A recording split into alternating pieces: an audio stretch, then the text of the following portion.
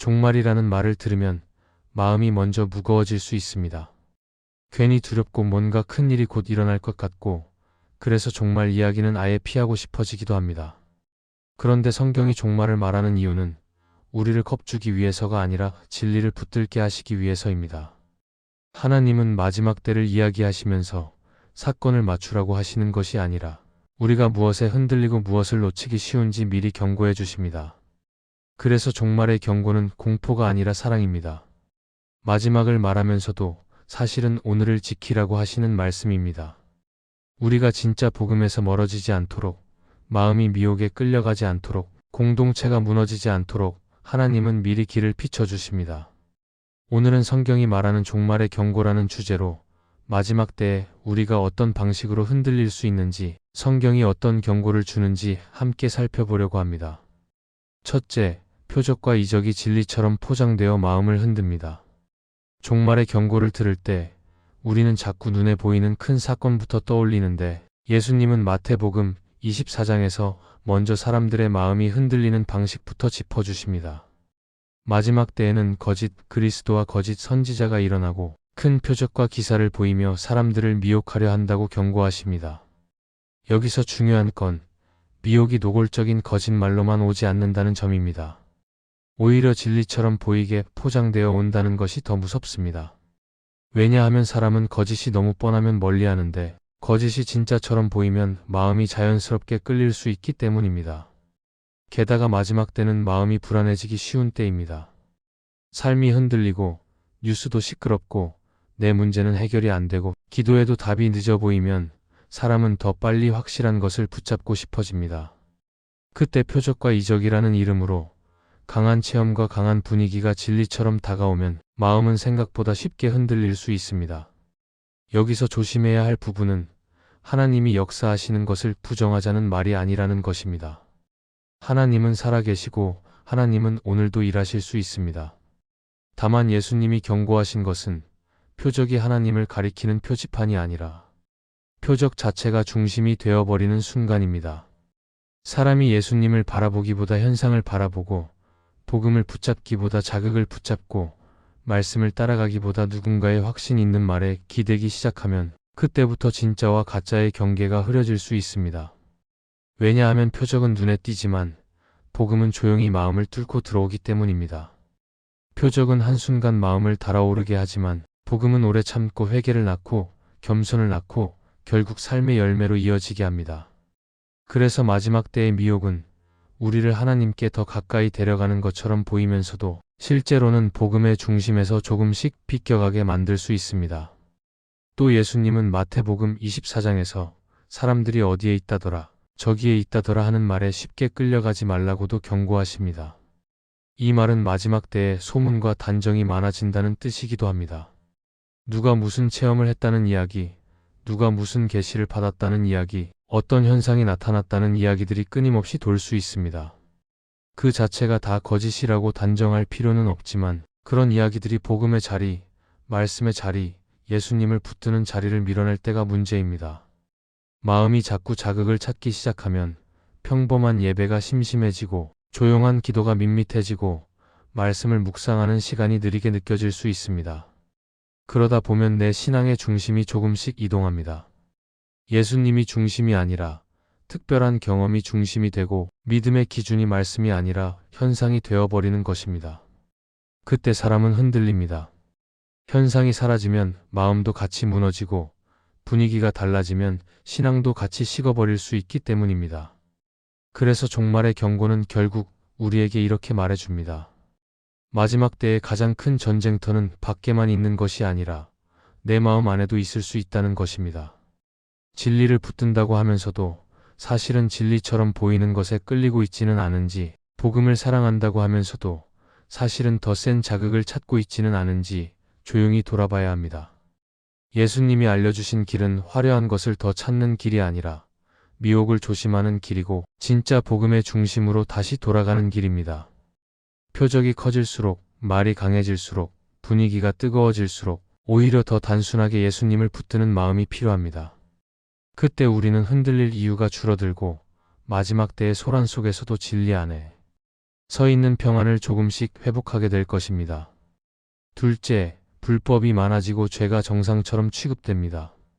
종말의 경고를 들을 때 많은 분들이 먼저 무서운 사건을 떠올리지만 예수님은 마태복음 24장에서 조금 다른 방향으로 우리 마음을 붙잡으십니다.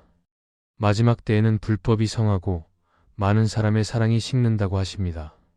이 말은 단순히 세상이 더 나빠진다는 말이 아니라 죄를 대하는 사람들의 감각이 바뀐다는 경고입니다. 예전에는 불편했던 것이 점점 편해지고, 예전에는 양심이 찔렸던 것이 점점 무뎌지고, 예전에는 조심하던 것이 어느새 당연한 것처럼 받아들여지는 흐름이 생긴다는 것입니다. 그래서 죄가 더 무서운 이유는 죄가 커지는 순간보다 죄가 익숙해지는 순간에 우리의 마음이 더 많이 무너질 수 있기 때문입니다.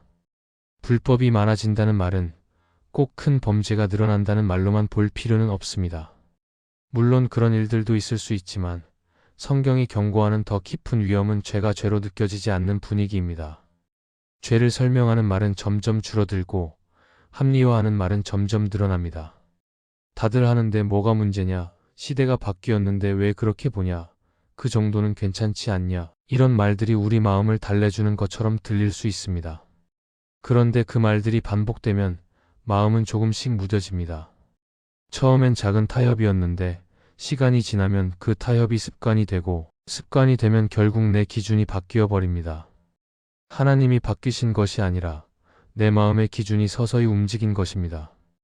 여기서 종말의 경고가 더 현실적으로 다가오는 이유는 이런 변화가 어느 날 갑자기 터지는 사건이 아니라 조용히 스며드는 방식으로 일어나기 때문입니다. 그래서 우리는 큰 죄에만 주목하다가 작은 무뎌짐을 놓칠 수 있습니다. 말이 거칠어지는 것을 대수롭지 않게 넘기고, 정직하지 않은 작은 선택을 그냥 넘어가고, 마음에 품은 미움과 시기, 음란한 생각과 욕망을 반복하면서도 괜찮다고 말해버리고, 그러다 보면 마음은 점점 둔해집니다. 죄가 정상처럼 취급된다는 것은 바로 이런 모습입니다. 죄가 사라지는 것이 아니라 죄를 대하는 내 감각이 사라지는 것입니다. 그리고 이 불법의 흐름은 개인만이 아니라 공동체에도 영향을 줍니다. 죄가 정상처럼 취급되면 결국 관계가 흔들립니다. 서로를 존중하기보다 이용하기 쉬워지고, 용서하기보다 정죄하기 쉬워지고, 기다려주기보다 잘라내기 쉬워집니다. 믿음도 비슷합니다.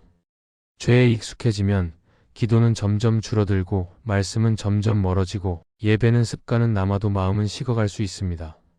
그래서 종말의 경고는 우리를 겁주기 위한 말이 아니라 아주 구체적으로 우리 마음을 깨우기 위한 말입니다. 지금 내가 익숙해지고 있는 것이 무엇인지, 지금 내 양심이 무뎌지고 있는 부분이 무엇인지 그걸 보게 하시는 경고입니다.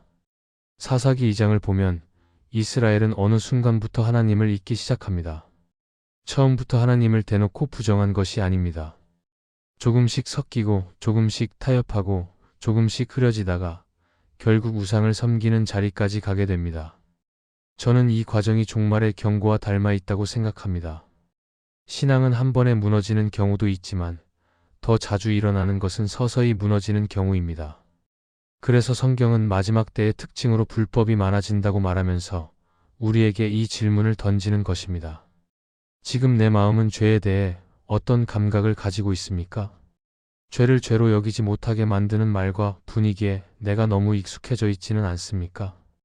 여기까지 말하면 어떤 분들은 부담을 느낄 수 있습니다. 나는 요즘 너무 무뎌진 것 같고, 그러면 나는 이미 늦은 건가? 이런 생각이 들 수도 있습니다. 그런데 종말의 경고는 정죄로 끝나지 않습니다.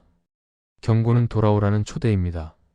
하나님은 우리가 완벽해서 주님 곁에 있으라고 부르시는 분이 아니라 무뎌진 마음이라도 다시 깨워서 살리시려고 부르시는 분입니다.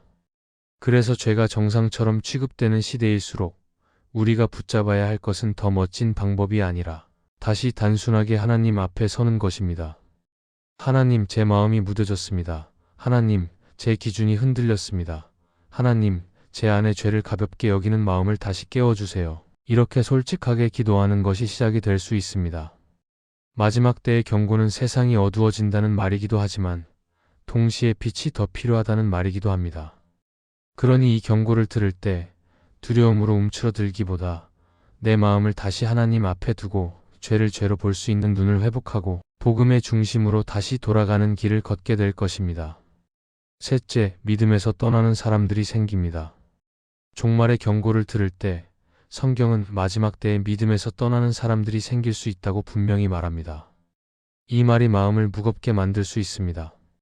왜냐하면 우리는 믿음은 시간이 지나면 더 단단해질 것이라고 기대하기 때문입니다. 그런데 성경은 현실을 아주 솔직하게 보여줍니다. 마지막 때에는 단지 세상이 시끄러워지는 것만이 아니라 마음이 흔들리고 중심이 무너지고 결국 믿음의 자리에서 멀어지는 사람들이 생길 수 있다는 것입니다. 디모데전서 4장은 어떤 사람들이 믿음에서 떠나 미혹하는 영과 귀신의 가르침을 따를 것이라고 경고합니다. 데살로니가 후서 2장도 먼저 배교하는 일이 있다고 말합니다. 성경이 이렇게 말하는 이유는 우리를 겁주려는 것이 아니라 마지막 때가 되면 어떤 흐름이 사람들의 마음을 끌어당기는지 미리 알려주기 위해서입니다. 여기서 중요한 점은 믿음에서 떠나는 일이 어느 날 갑자기 번개처럼 일어나는 경우만 있는 것이 아니라는 것입니다. 더 자주 일어나는 건 아주 조용히 아주 조금씩 멀어지는 방식입니다. 처음에는 예배를 한번 빠지는 것처럼 보일 수 있고 기도 시간이 줄어드는 것처럼 보일 수 있고 말씀을 펴는 날이 점점 줄어드는 것처럼 보일 수 있습니다. 그때는 큰일처럼 느껴지지 않습니다. 바쁘니까 피곤하니까 마음이 안 와닿으니까 그런 이유로 넘어갈 수 있습니다.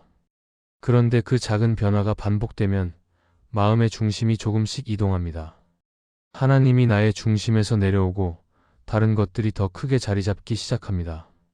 그리고 어느 순간 스스로도 놀랄 만큼 멀리 와 있는 자신을 발견할 때가 있습니다. 그래서 성경은 마지막 때의 위험이 단순히 밖에서 밀려오는 압박만이 아니라 안에서 조용히 식어가는 마음이라고도 말해주는 것입니다. 또 믿음에서 떠나는 일이 생기는 이유 중 하나는 마지막 때의 시험이 마음을 갈라놓기 때문입니다.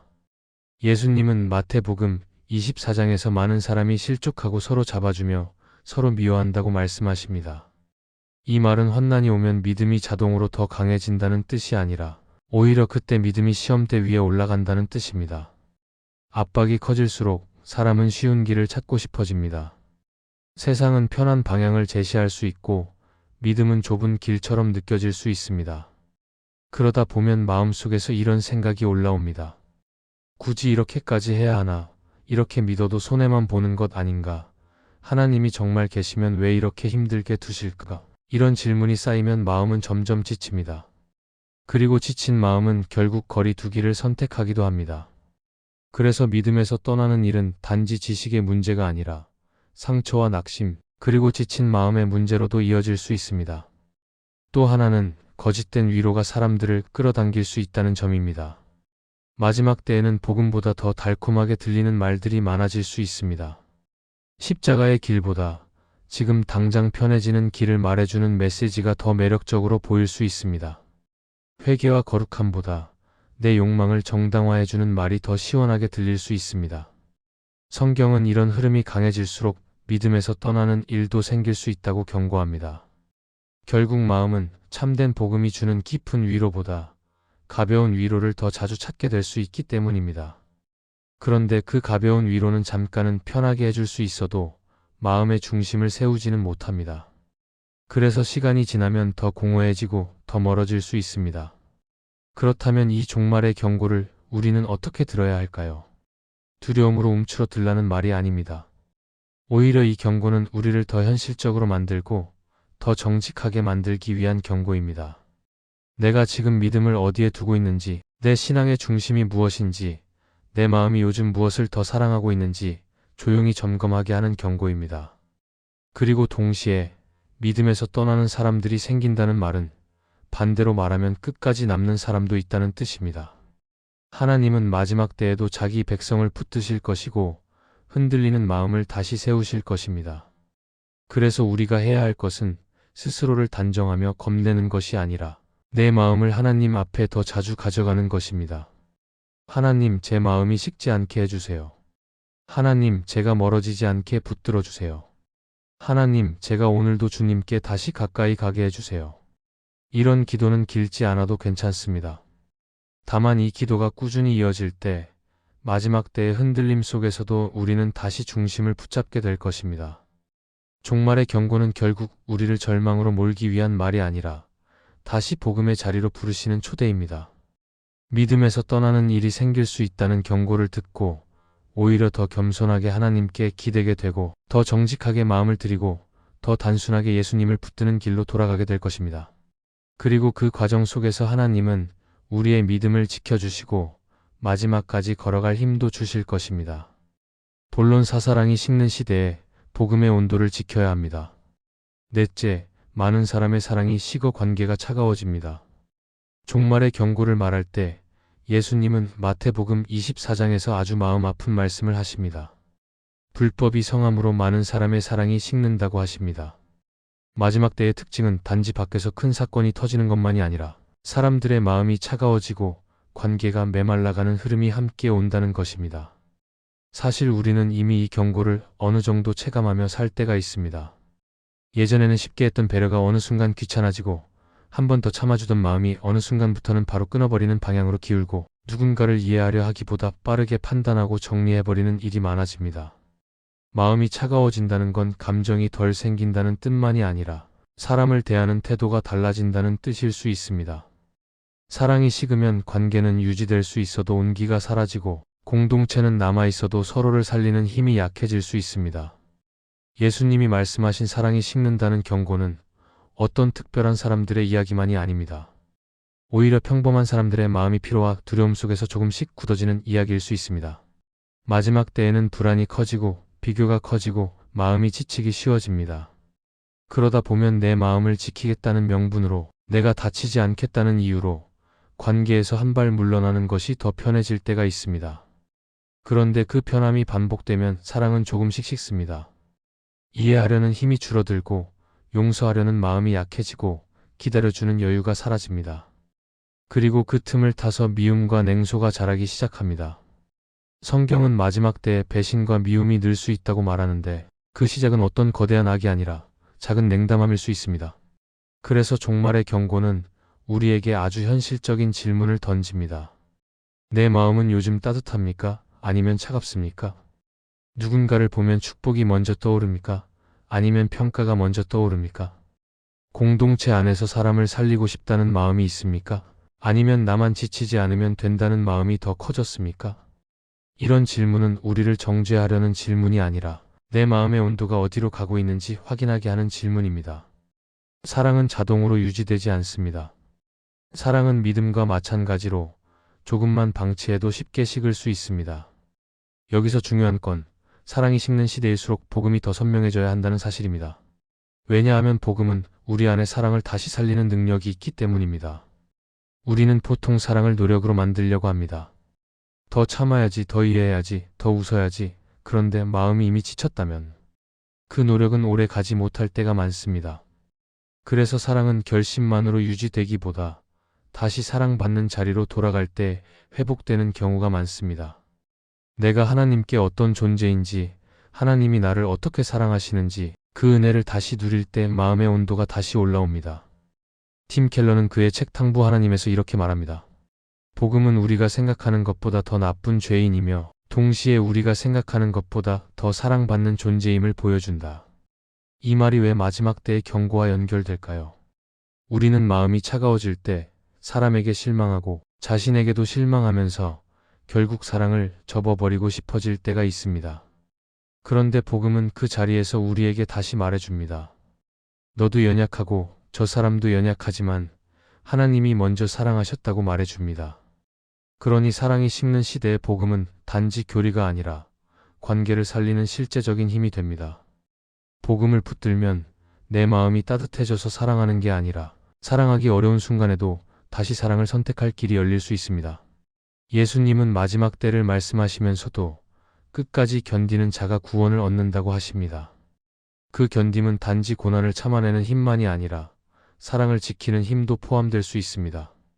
불법이 많아져도 미움이 늘어도 사람들의 말이 차가워져도 내 마음이 그 흐름에만 끌려가지 않게 하는 힘입니다. 그리고 그 힘은 내가 스스로 만들어내는 것이 아니라 주님께서 내 안에 부어주시는 사랑으로부터 올 것입니다. 마지막 때 사랑이 식는다는 경고를 들을 때 우리는 두려움으로 움츠러들기보다 오히려 하나님 앞에서 이렇게 기도할 수 있습니다. 하나님, 제 마음이 차가워지지 않게 해주세요. 하나님, 제가 사람을 쉽게 끊어버리는 사람이 되지 않게 해주세요. 하나님, 복음의 온도를 잃지 않게 해주세요. 이 기도는 거창하지 않아도 됩니다. 다만 이 기도가 이어질 때, 마지막 때의 차가운 바람 속에서도 하나님은 우리의 마음을 다시 따뜻하게 하시고 관계를 다시 살리실 것입니다. 이 말씀이 마음의 은혜가 되셨다면 좋아요와 구독으로 함께 해주세요. 그리고 댓글에 아멘이라고 남겨주시면 하나님의 은혜가 더 많은 사람들에게 전해질 것입니다. 여러분의 삶 위에 하나님의 은혜가 언제나 함께 하시기를 바랍니다.